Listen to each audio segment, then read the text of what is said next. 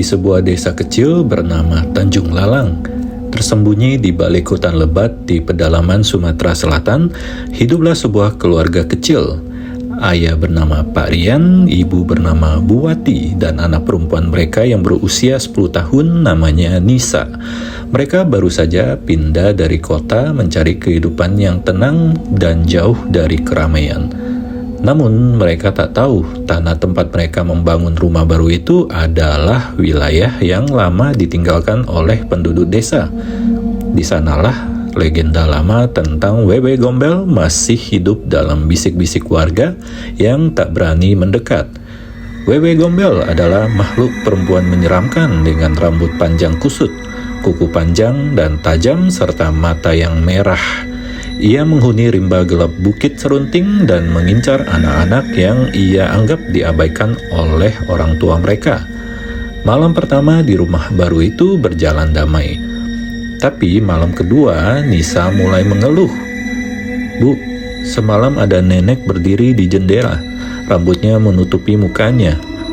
Bu Wati mengira Nisa hanya ketakutan karena tempat baru. Namun malam berikutnya, suara-suara aneh mulai terdengar dari luar rumah. Ada yang seperti tawa cekikikan, kadang isakan pilu. Pak Rian yang keras kepala menolak percaya pada tahayul. Paling cuman suara binatang malam. Tapi Bu Wati mulai merasakan firasat buruk. Nisa semakin murung, bahkan kadang terlihat seperti berbicara sendiri. "Dia bilang aku lebih baik ikut dia, Bu.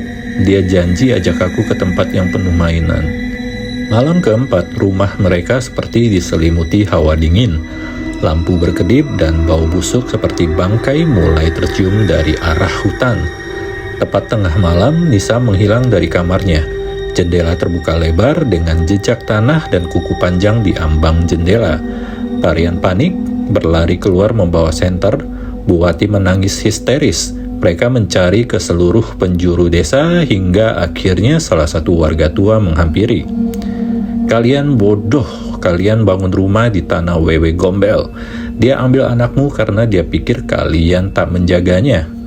Pak Rian tak percaya, tapi Bu Wati memohon agar ditolong. Warga tua itu membawa mereka ke batas hutan Bukit Serunting dan membakar kemenyan sambil membacakan mantra-mantra kuno. Tiba-tiba suara tangis Nisa terdengar dari balik pepohonan. Dari dalam kabut, sosok tinggi berambut kusut muncul. Matanya merah darah, tubuhnya kurus, menggenggam tangan kecil Nisa yang tampak linglung. "Anak ini tidak dicintai. Dia lebih baik bersamaku." Bu Wati menangis keras. "Tidak, kami cinta dia. Kami hanya terlalu sibuk menatap hidup baru. Kami mohon, kembalikan anak kami."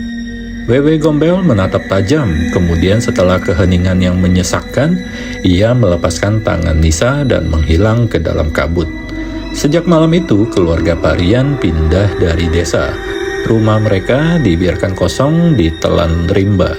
Warga setempat masih mengingat kejadian itu, dan hingga kini tak ada yang berani mendirikan rumah di tanah terlarang itu, tempat di mana Wewe Gombel masih menunggu, mencari anak-anak yang kesepian dan keluarga yang lupa menjaga mereka.